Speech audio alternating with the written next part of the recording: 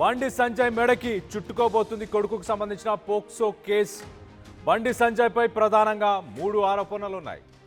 Minor బాధితురాలిని అలాగే వాళ్ళ తల్లిని వీరిద్దరిని కూడా బెదిరించడం నంబర్ 1. అలాగే నంబర్ 2, మైనర్పై తప్పుడు ప్రచారం, వ్యక్తిగత వివరాలని బహిర్గతం చేయడం. మైనర్కు సంబంధించిన వ్యక్తిగత వివరాలన్నీ కూడా బహిర్గతం చేయడం. అలాగే నంబర్ 3, కొడుకు భగీరథ్ను 9 రోజుల పాటు దాచిపెట్టడం. ఈ 3 ఆరోపణల్లో ఏది రుజువైనా బండి సంజయ్కి శిక్ష పడే అవకాశం ఉందంటున్నారు. ఇప్పటికే బండి సంజయ్ని విచారించే యోచనలో పోలీసులున్నారు. బాధితురాలి తల్లి ఫిర్యాదుతో బండి సంజయ్ స్టేట్మెంట్ రికార్డ్ చేసే ఛాన్స్ ఉంది. కేసులో ఇటు కాల్ డేటా అలాగే సీసీటీవీ ఫుటేజ్ ఇవన్నీ కూడా ప్రస్తుతానికి కీలకంగా మారబోతున్నాయి. మొత్తంగా ఈ 3 పాయింట్లను కూడా విశ్లేషించే ప్రయత్నం చేద్దాం. మొదటగా మైనర్ బాధితురాలిని అలాగే వాళ్ళ తల్లిని బెదిరించాడు అంటూ మైనర్ బాధితురాలు తల్లి ఇచ్చిన ప్రెస్ రిలీజ్లో డీటెయిల్గా రాసి ఉంది. దాన్ని ఒక్కసారి పరిశీలించే ప్రయత్నం చేద్దాం. దాన్ని చదివి వినిపించే ప్రయత్నం కూడా మీకు చేస్తా. మనం చూస్తే ఏప్రిల్ 22, 2026 ఏప్రిల్ 22, 2026 సంగప్ప అనే ఒక బీజేపీ స్పోక్స్ పర్సన్ మైనర్ బాధితురాలు తల్లి తండ్రి వాళ్ళ ఇంటికి వెళ్ళడం జరిగింది. ఆ రెసిడెన్స్కి వెళ్ళిన తర్వాత నేను కొంతమంది ఇన్ఫ్లుయెన్షియల్ పర్సన్స్ రిప్రజెంట్ చేస్తూ నేను మీ ఇంటికి వచ్చాను, ఖచ్చితంగా మీ ఇష్యూని నేను ముందుకు తీసుకెళ్తాను, పెద్దల దగ్గరకు తీసుకెళ్తాను అంటూ మొదటగా సంగప్ప అనే వ్యక్తి ఆ బాధితురాలు తల్లిదండ్రులను కలవడం జరిగింది.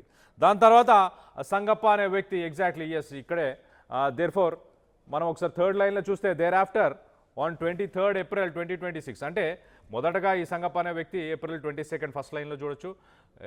ఏప్రిల్ 22, 2026న ఈ వ్యక్తి కలవడం జరిగింది. బాధితురాలు తల్లి తండ్రులను కలిసి నేను కొంతమంది ఇన్ఫ్లుయెన్షియల్ పర్సన్స్ని రిప్రజెంట్ చేస్తున్నాను అంటూ మాట్లాడుకొచ్చారు. దాని తర్వాత ఏప్రిల్ 23, 2026 3rd లైన్లో చూడొచ్చు. వి మెట్ Shri Bandi Sanjay Kumar, honourable minister of state for home affairs, Government of India, at his residence as the parents of a suffering child. We entered the meeting hoping of reassurance, protection and humanity. So మొత్తం మీద బండి సంజయ్ని April 23న మేము కలవడానికి వెళ్ళాము. మేము కొంత ఆయన నుంచి సానుభూతిని ఎక్స్పెక్ట్ చేశాము. అలాగే మా కూతురు జోలికి మళ్ళీ తన కొడుకు రాకుండా ఉండే ఒక అష్యూరెన్స్ని కూడా బండి సంజయ్ మాకు ఇస్తాడన్న ఆశతోని మేము ఆ ఇంట్లోకి ఎంటర్ అయ్యాము మేమంతా. కానీ మేము రిటర్న్ అయ్యాం. అక్కడ మనం చూడొచ్చు. Instead we returned home with fear in our hearts.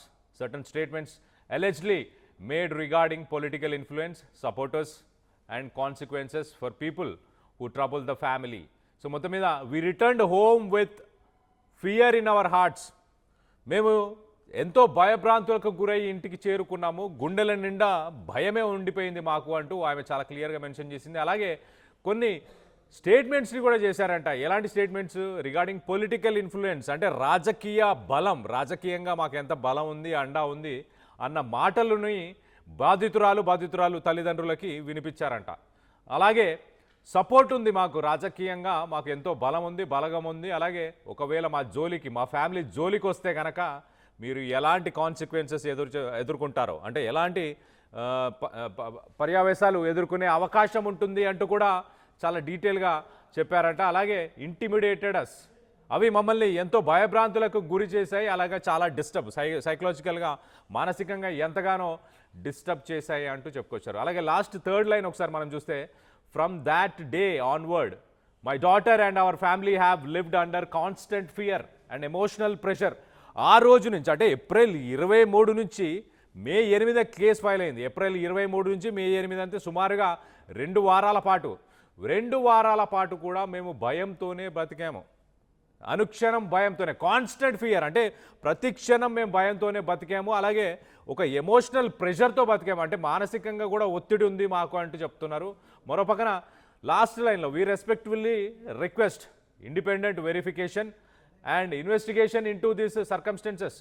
So మేము దయచేసి ఈ పైన చేసిన అన్ని స్టేట్మెంట్స్ని మీరు వెరిఫై చేయండి, అంటే మీరు మా సీసీటీవీ ఫుటేజ్ని చూడండి అంటూ చెప్పడం. సో మొత్తం మీద ఇది మొదటగా మైనర్ బాధితురాలి స్టేట్మెంట్, ఫస్ట్ స్టేట్మెంట్, అంటే ఫస్ట్ ఆరోపణ బండి సంజయ్ పైన ఆరోపణల్లో ఇది మొదటి ఆరోపణ. మైనర్ బాధితురాలు అలాగే తల్లిదండ్రులు మమ్మల్ని బెదిరించారు అంటూ చెప్పే పాయింట్ అని చెప్పొచ్చు. ఇది మొదటిది. సో నెక్స్ట్ పాయింట్ మనం ఒకసారి చూస్తే మైనర్ పైన తప్పుడు ప్రచారం జరగడం, వ్యక్తిగత వివరాలను కూడా బహిర్గతం చేయడం. మైనర్ అంటే పోక్సో కేసు అనగానే సాధారణంగా ఒక మైనర్ అమ్మాయి ఉంది, మైనర్ బాధితురాలు ఉంది కాబట్టి ఆ మైనర్కి సంబంధించిన వివరాలు గోప్యంగా ఉంచాలి. దానికి చట్టం సుప్రీంకోర్టు ఆర్డర్ చాలా క్లియర్గా ఉంది. మైనర్కి సంబంధించిన వీడియోస్, ఫొటోస్, ఐడెంటిటీ, పేరు కూడా ఎక్కడ వాడకూడదు. ఈవెన్ మనం చూసాం ప్రెస్ రిలీజ్లో కానీ ఎఫ్ఐఆర్ కాపీస్లో కానీ ఎక్కడ చూసినా కూడా తన పేరు ఎక్కడ మెన్షన్ చేస్తుండదు, మైనర్ మదర్ అని మాత్రమే మెన్షన్ చేస్తుంటుంది. కానీ మనం చూడొచ్చు రైట్ సైడ్ బాక్స్లో కొన్ని వాట్సాప్ గ్రూపులు కనిపిస్తున్నాయి. ఆ వాట్సాప్ గ్రూపులన్నీ కూడా బండి సంజయ్కి సంబంధించిన ఐటీ సెల్ వ్యక్తులందరూ కూడా ఉన్న వాట్సాప్ గ్రూప్. మరి ఇదే వాట్సాప్ గ్రూప్స్లో మనం చూడొచ్చు ప్రజా సంగ్రామ యాత్ర, అలాగే ఈ ప్రజా సంగ్రామ యాత్రలో మనం మెసేజ్లు కూడా చూస్తే కనుక మన పోక్సో పిల్లకి మందు తాగే అలవాటు ఉంది, మన పోక్సో పిల్లకి సిగరెట్ అలవాటు ఉంది, ఇలాంటి కాన్వర్జేషన్స్ ఉన్నాయి. దీంట్లో గ్రూప్ అడ్మిన్గా ఉన్న వ్యక్తులందరూ కూడా మనం చూస్తే కనుక వాళ్ళందరూ కూడా మనోహర్ అన్న బీజేపీ, అలాగే ఇలాంటి వ్యక్తులందరూ అంటే ఐటీ సెల్, బీజేపీ పార్టీకి సంబంధించిన ఐటీ సెల్కి సంబంధించి, అలాగే ప్రజా సంగ్రామ యాత్ర 5 అంటే ఇంకో 4 ఉన్నాయి వాట్సాప్ గ్రూపులు, మొత్తంగా 5 గ్రూపులు. సో ఆ మైనర్ అమ్మాయికి సంబంధించిన, ఆ బాధితురాలకి సంబంధించిన ఐడెంటిటీ డీటెయిల్స్ అన్నీ కూడా, ఇవన్నీ కూడా మరి ఈ వాట్సాప్ గ్రూప్లో సర్క్యులేట్ చేసిన వ్యక్తి ఎవరు, వీటన్నిటికీ కూడా బండి సంజయ్కి కనెక్షన్ ఉంది అంటూ కూడా ప్రస్తుతానికి ఆరోపణలు వస్తున్నాయి. సో ఇది రెండవ ఆరోపణ బండి సంజయ్ పైన. మొదటి ఆరోపణ బాధితురాలు తల్లిదండ్రులను ఇంటికి వెళ్ళినప్పుడు బెదిరించాడనే మొదటి ఆరోపణ. అలాగే రెండో ఆరోపణ మనం చూస్తే ఆ మైనర్ బాలికకు సంబంధించిన ఐడెంటిటీని, వ్యక్తిగత వివరాలు, అలాగే వీటన్నిటిని కూడా తప్పుడు ప్రచారం చేశారంటూ హైకోర్టుకు సంబంధించిన జడ్జి కూడా ఈ విషయంలో చాలా సీరియస్ అయింది.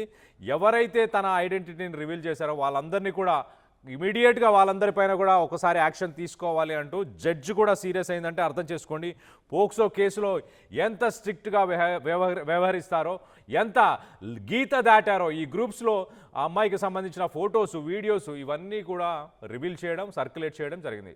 మరొకటి మూడో పాయింట్ ఏంటి, బండి సంజయ్కి ఉచ్చు బిగిస్తున్న మూడో పాయింట్ ఒకసారి మనం చూస్తే కనుక బండి భగీరథ్ కొడుకుని తను ఒక స్టేట్మెంట్ ఇచ్చాడు, నా కొడుకు లొంగిపోతున్నాడు అని. అంటే లొంగిపోతున్నాడు అంటే అన్ని రోజులు అంటే 9 రోజుల పాటు తానే దాచిపెట్టాడా, దానికి అదే ఒక సమాధానమా? ప్రధానంగా ఇప్పుడు వస్తున్న ఆరోపణ ఏంటంటే 9 రోజులు మరి ఆ వ్యక్తి ఎక్కడున్నాడు, ఎందుకు దాచిపెట్టే అవసరం పడింది అంటే ఒక సీఎం రేవంత్ రెడ్డి కూడా బహిరంగంగా ఒక స్టేట్మెంట్, మీ కొడుకుని అప్పచెప్పండి, ఇంకా నేను మీ ఇంటికి పోలీసులను పంపించడం అదంతా రాజకీయ కుట్రలాగా అందరూ చూసే అవకాశం ఉంటుంది కాబట్టి అలాంటి పనులు అక్కడ దాకా తెచ్చుకోకుండా మీరే మీ కొడుకుని పంపిస్తే బాగుంటుందన్నమాట ఒక రాష్ట్రానికి సంబంధించిన చీఫ్ మినిస్టరే చెప్పాల్సి వచ్చింది. దాని తర్వాత బండి సంజయ్ ఇంటికి పంపించడం, పోలీసుల దగ్గరికి పంపించడం జరిగింది. దానికి సంబంధించి ఆయన రాసిన మాటలు కూడా ఒకసారి సోషల్ మీడియా మాధ్యమంలో చదివే ప్రయత్నం చేస్తా. భగీరథ్ అరెస్ట్ కాలేదు, తానే స్వయంగా పోలీసుల విచారణకు హాజరయ్యారు.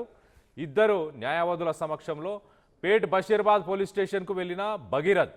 సో మొత్తం మీద భగీరథ్ అరెస్ట్ కాలేదు అంటే 9 రోజుల పాటు వెతుకుతున్నా కూడా మరి అప్పుడు ఎలాంటి ఇన్ఫర్మేషన్ ఇవ్వలేదు, నా కొడుకు నా దగ్గర ఉన్నాడు, లేకపోతే చట్టాన్ని ఎవరికి చుట్టం కాదు ఖచ్చితంగా అంటూ ఆయనని పోలీసులకి అప్పజెప్పే ప్రయత్నం కూడా చేయలేదు. 9 రోజులు ప్రయత్నాలు చేశారు, చేయాల్సిన ప్రయత్నాలన్నీ. తర్వాత తానే స్వయంగా పోలీసుల విచారణకు హాజరయ్యారు. మొదటగా అంటే ఇప్పుడు ఫస్ట్ పాయింట్ మనం చూస్తే బాధితురాలు అలాగే తల్లి తండ్రి ఇంటికి వెళ్ళినప్పుడు బెదిరించాడన్న ఆరోపణ ఉంది. తల్లి దానికి సంబంధించి వెరిఫై చేయండి, సీసీటీవీ ఫుటేజెస్ చూడండి, అలాగే దాని మీద ఎంక్వైరీ చేయండి అంటూ బాధితురాలు తల్లి చాలా క్లియర్గా చెప్తుంది. మరోపక్కన సెకండ్ పాయింట్ మనం చూస్తే మైనర్ పైన తప్పుడు ప్రచారం, వ్యక్తిగత వివరాలను బహిర్గతం చేయడం, సోషల్ మీడియా మాధ్యమంలో ఆయన ఒక మేజర్ అంటూ ఒక ప్రాపగెండాని ముందుకు తీసుకెళ్లే ప్రయత్నం చేశారు. అలాగే ఆయన క్యారెక్టర్ని అసాసినేట్ చేసే ప్రయత్నం చేశారు, జడ్జి క్యారెక్టర్ని అసాసినేట్ చేసే ప్రయత్నం చేశారు, జడ్జికి సంబంధించి కూడా తప్పుడు ప్రచారం చేశారు. జడ్జి ఒక పదవి కోసం ఇలా చేస్తుంది అలా చేస్తుందని కూడా బెయిల్ ఇచ్చే అవకాశం ఉందని కూడా తప్పుడు ప్రచారాలు చేశారు. దానిపైన హైకోర్టు చాలా సీరియస్ అయింది, హైకోర్టు యాక్షన్ తీసుకోవాలని చెప్పింది. వాట్సాప్ గ్రూపులో తనకు సంబంధించిన ఐడెంటిటీని రివీల్ చేశారు. మైనర్ బాధితురాలు తల్లిదండ్రులకు సంబంధించిన ఐడెంటిటీని కూడా రివీల్ చేశారు. మనం చూడొచ్చు వాళ్ళ తల్లి, తండ్రి అలాగే మొత్తం ఫ్యామిలీ మొత్తంగా ఉన్న వాళ్ళ ఫేసెస్ని రివీల్ చేశారు, వాళ్ళ వీడియోస్ని రివీల్ చేశారు. దీంట్లో